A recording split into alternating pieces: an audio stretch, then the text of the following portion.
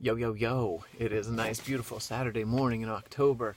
Killian and I are headed out for our normal Saturday adventure. We're here. We're at Winton Woods. Now, the first thing you'll notice about Winton Woods is that it's very manicured. And I'm not a very manicured type of person, so I'm not sure if we're gonna have good chemistry here at this park. But it is rather beautiful. A lot of people are out. They've got a harbor. People are out on the lake. They can fish. There's rollerblading. There's some dogs. There's Killian. But we didn't see a coffee shop coming in, so we're gonna have to do some deeper research. Stay tuned. We'll have to get the lay of the land. I don't know this park at all. It's got some nice amenities. It's got a lake. The trees are turning. All kinds of coppery, orangey, yellowish, reddish, autumnish colors. A lot of popularity to this park. You know, Winton Woods, it's an incredible asset. This is a beautiful park, and it's going to stay a beautiful park as long as there are so many people who use it and take such good care of it. The thing I don't like about it is that you have to take such good care of it. And one of the things that I find nourishing about trail running is that sort of the less you pay attention to it, the more the trail thrives. See this? Get out of the way. Harbor Loop, 1.5 miles. That's so you don't get lost. Now, buddy, correct me if I'm wrong, but isn't the whole point, isn't the whole point that we do get lost? These purple socks are a barometer of what kind of trail we have. Look at this. Perfectly paved. As in imperfectly paved. I was expecting to need my ankle braces and to be running through the woods.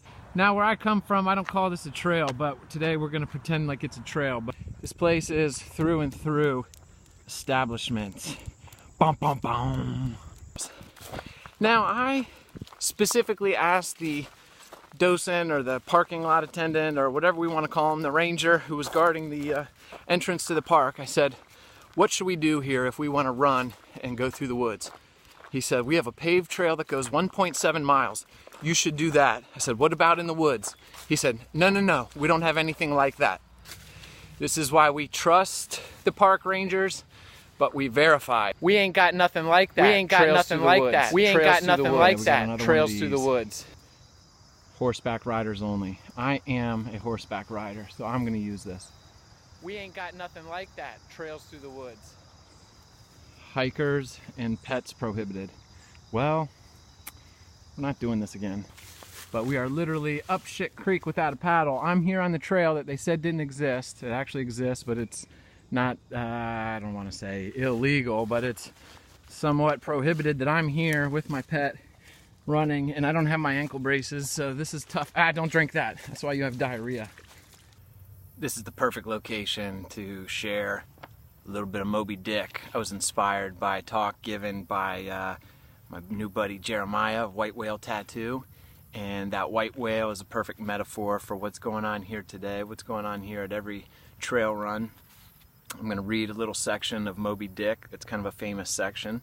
This is where Starbucks, the sort of modest, Christian, rational, kind of right-hand man of Captain Ahab is like, hey man, cool your jets. You got to relax the vengeance on the white whale.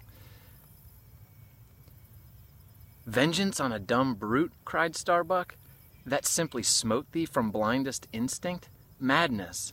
To be enraged with a dumb thing? Captain Ahab, that seems blasphemous. Hark ye yet again the little lower layer. All visible objects, man, are but as pasteboard masks.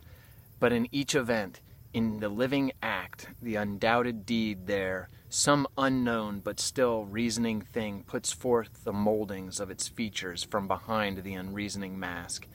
If man will strike through the mask. How can the prisoner reach outside except by thrusting through the wall? To me, the white whale is that wall, shoved near to me. Sometimes I think there's naught beyond, but 'tis enough. He tasks me, he heaps me. I see in him outrageous strength, with an inscrutable malice sinewing it. That inscrutable thing is chiefly what I hate, and be the white whale agent or be the white whale principal, I will wreak that hate upon him. Talk not to me of blasphemy, man. I'd strike the sun if it insulted me. For could the sun do that, then I could do the other, since there is ever a sort of fair play herein, jealously presiding over all creations. But not my master, man, is even that fair play. Who's over me? Truth hath no confines. You may ask why White Whale, why Moby Dick? I don't even know. I have not been able to finish that book. It's a hard book to read, but it's apparently probably the greatest piece of American literature of all time. And what I do know is that the white whale is supernatural, and we wrestle with the supernatural, and it's a battle sometimes, and that's thrilling to me. I'm in Green Hills. I can honestly say I've never been to Green Hills, so this is good. I'm getting out and about. And yeah, this is the first 5-star coffee shop I think I've been to since I started visiting these new coffee shops. Foster's at the Troubadour. Here we go. What do you recommend here? I like the Mexican one. I wouldn't give it 5 stars, but I can see that there would be people who do. I'm definitely not going to go on the website and give them anything less than 5 stars. I'm not going to give them any stars.